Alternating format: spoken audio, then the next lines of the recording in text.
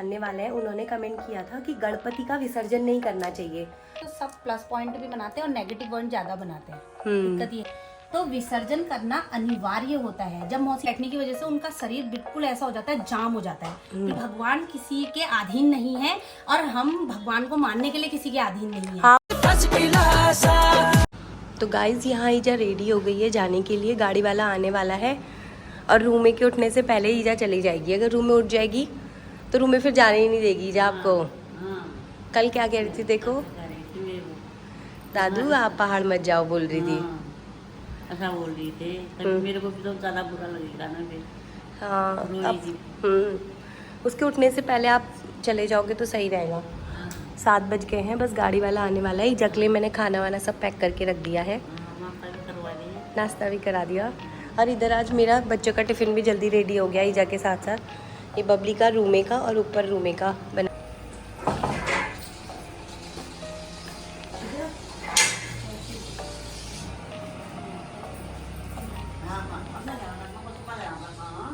पहले अपना ध्यान रखना है, उसके बाद जब आप तब तो बच्चे भी हैं। हाँ और रूमे दादू के पैर से दादू के बाय दोनों तो बेटा तो करके को अरे कभी दे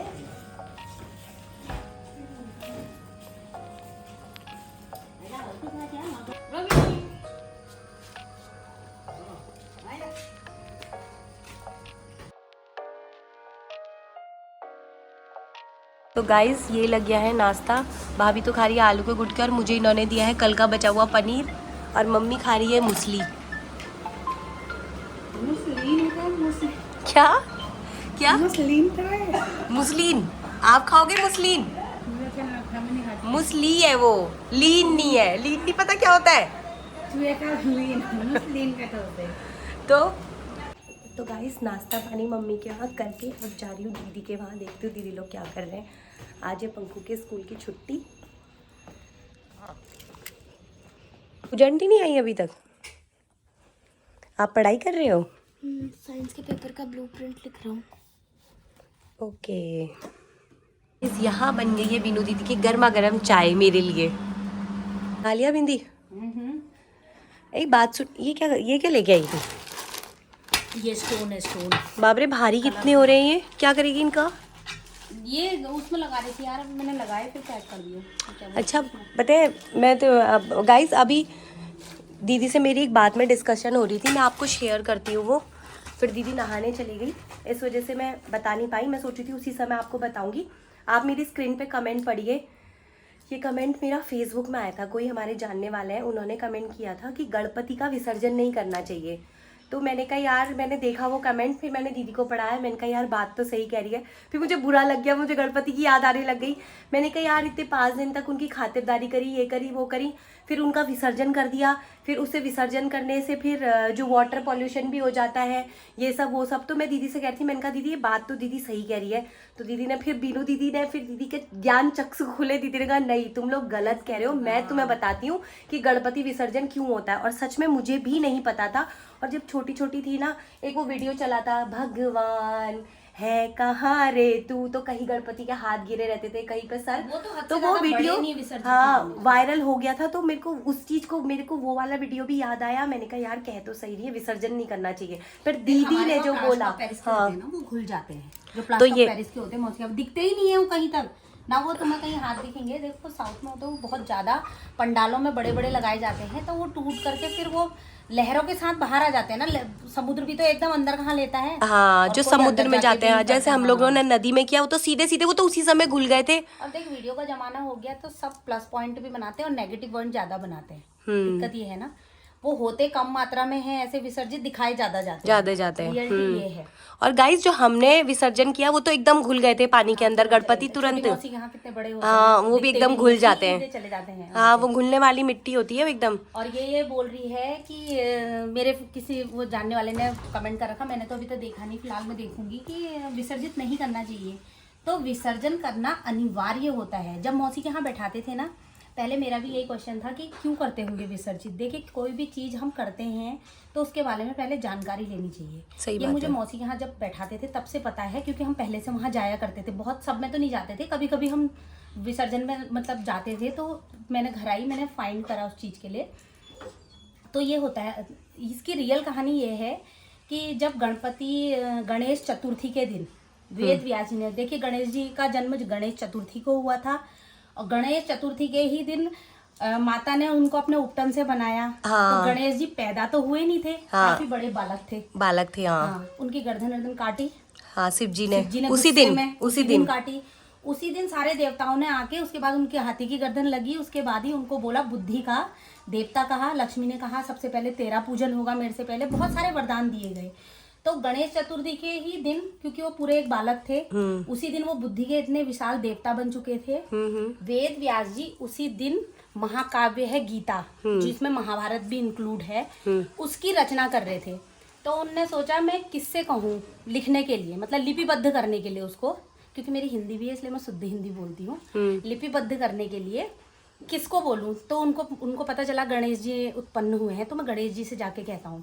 वो गणेश जी के पास उनने गए, हाथ जोड़ के कहा कि भगवान आप मेरे साथ, मैं गीता महाकाव्य लिख रहा हूँ, आप मेरी मदद कर दीजिए उसको लिखने में। तो गणेश जी मान तो गए, लेकिन उन्होंने एक शर्त रखी कि मैं बिल्कुल रुकूंगा नहीं जब तक वो समाप्त नहीं होगा। ठीक है। तो अब वेद व्यास जी भी थोड़ा सा सोचा, फिर उन्होंने कहा ठीक है चलो आप लिखना शुरू करो। तो एक पेड़ के नीचे बैठे वेद व्यास जी ने अपनी आंखें बंद करी और गणपति जी ने लिखना शुरू करा। लेकिन जो उसके श्लोक थे वो थोड़ा सा वेद व्यास जी ने कठिन दिए उनको, तो ताकि गणपति जी समझ के जब तक लिखे तब तक वेद व्यास जी सोच लें। तो लिखते लिखते लिखते 11 दिन हो गए। ठीक है, 11 दिन में वो गीता महाकाव्य, आप कहीं भी सर्च करेंगे, मैंने ये गूगल पे सर्च करा था। देखिए यूट्यूब में भी अलग अलग कहानियां होती है, जिसको जैसे पता होता है। गूगल क्या होता है, वो बहुत सारी चीजें, रियलिटी, गीता वगैरह सब चीज अच्छे से बताता है। तो उसमें मैंने देखा था बहुत टाइम पहले, क्योंकि आज से बहुत टाइम पहले तो इतना यूट्यूब भी नहीं चलता था, हम गूगल में ही हर चीज सर्च करते थे। आज से हो गई 7-8 साल पुरानी बात है ये। तो मैंने उसी में देखा, उन्होंने कहा क्या कहते हैं लिपिबद्ध करिए आप इसको, अब सॉरी लिखना उन्होंने शुरू करा। अब लिखते लिखते 11 दिन हुए। 11 दिन तक गणपति जी इस मुद्रा में, आपने अक्सर फोटो देखी होंगी गणपति जी की यूं करके लिखते हुए। हम सोचते हो क्या लिखते हैं, वो कुछ भी ऐसी कॉपी किताब नहीं लिख रहे होते हैं, वो महाकाव्य गीता महाभारत उसी को लिख रहे होते हैं। ठीक है, वो लिखते जाते। तो 11 दिन उसी मुद्रा में बैठने की वजह से उनका शरीर बिल्कुल ऐसा हो जाता है, जाम हो जाता है, बिल्कुल चलता नहीं है।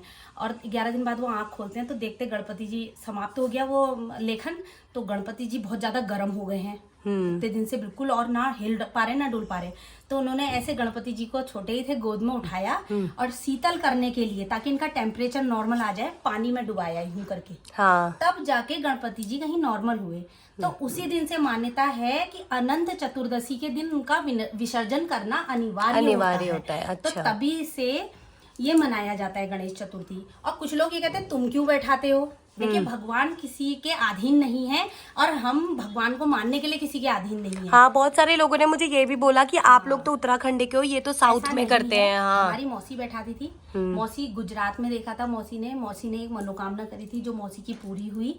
हम अगर किसी से मांगते हैं, हमारे वहाँ जैसे कहते हैं कि भगवान हमारे यश कर दिया मैं बकर चढ़ूल, हमारे यश कर दिया मैं नारियल चढ़ूल। तो मेरी मम्मी ने भी फिर मौसी के यहाँ बोला, दूब लाई कि मेरी ये मनोकामना पूरी कर देना, मैं आपको अपने घर में बैठाऊंगी। तो इसलिए ये नहीं है कि ये साउथ का ही त्योहार है, होने को तो देसियों में भी नहीं होता है, ये सिर्फ मराठी लोग ज्यादा बनाते हैं क्योंकि वो बप्पा को बहुत मानते हैं। तो इसलिए हर कोई बैठा सकता है, ऐसा कोई नहीं है। अगर आपकी कोई मनोकामना पूरी होती है, ऊपर से बुद्धि के देवता है और आपके अपने घर में सुख शांति के लिए, और सच कहूँ तो 2 साल से जब से हम बैठा रहे हैं, हमारे घर के कलेश, हमारे घर की जितनी वो थी परेशानी, जिस दिन विसर्जन होता है मुझे ऐसा लगता है बप्पा अपने साथ ले जा रहे हैं, और रिद्धि सिद्धि सब कुछ अच्छा हुआ है। हमारी मौसी का देखिए कितना बढ़िया हो गया, मतलब मौसा जी की तबीयत खराब थी फिर भी, अब ये तो मैं और लोगों को क्या बताऊँ, मतलब जो भी है मौसी के वहाँ देखा कि मम्मी की मान्यता थी कि हाँ भाई रियल में ऐसा होता है, इसलिए मम्मी ने बैठा। इसलिए कोई भी बैठा सकता है, ऐसा नहीं है कि तुम क्यों बैठाते हो, हम क्यों बैठाते हैं।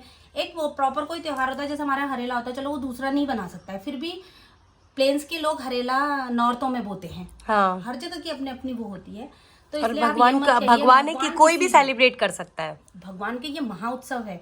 क्योंकि यार गीता सिर्फ ऐसा तो नहीं है कि देशियों के लिए या फिर मराठियों के लिए लिखी थी, हम भी तो गीता पढ़ते हैं और सभी लोग गीता का ज्ञान ले रहे हैं। तो जब गीता उन्होंने लिखी पहाड़ी भी है, पढ़ते हैं, यूपी वाले भी कोई पढ़ते हैं, जो हिंदू बिहार है, वाले भी पढ़ते हैं, वो सभी गीता पढ़ते पर हैं। कसम रख के हाथ खाता है। जो हिंदू है वो गीता को मानता है। तो गीता को अगर मानते हैं तो कोई गणेश भी भगवान सनातनी को हो सब कर सकते हैं सेलिब्रेट। सब कर सकते हैं। गणपति को जो सब मानते हैं, एक हमारे है। यहाँ जब सबसे पहले गणपति का नाम लिया जाता तो हम क्या कहेंगे, हम नहीं बैठाते हैं। ये क्वेश्चन प्लीज नहीं करना चाहिए किसी को, क्योंकि हमसे इसमें तो नहीं पूछा है। वैसे लोग पूछते हैं कि ये तो साउथ के लोग बैठाते हैं। ऐसा नहीं है कि साउथ के ही लोग बैठाते हैं, आप लोग बैठा सकते हैं। तो ये है अपनी इसकी रियल श्रद्धा है। कहानी कि उनका विसर्जन करना अनिवार्य होता है। उनको भी तो अपने घर जाना है। तो गाइस ये है, इतने सारे लोग खड़े होके देखो कथा सुन रहे थे। एक्चुअल में भाभी को भी आज ही पता चला होगा ना भाभी क्यों विसर्जन करते हैं। पहले से पता था? मैं भी पढ़ने से बाहर पता था पहले से? पंखा आपको पता था विसर्जन?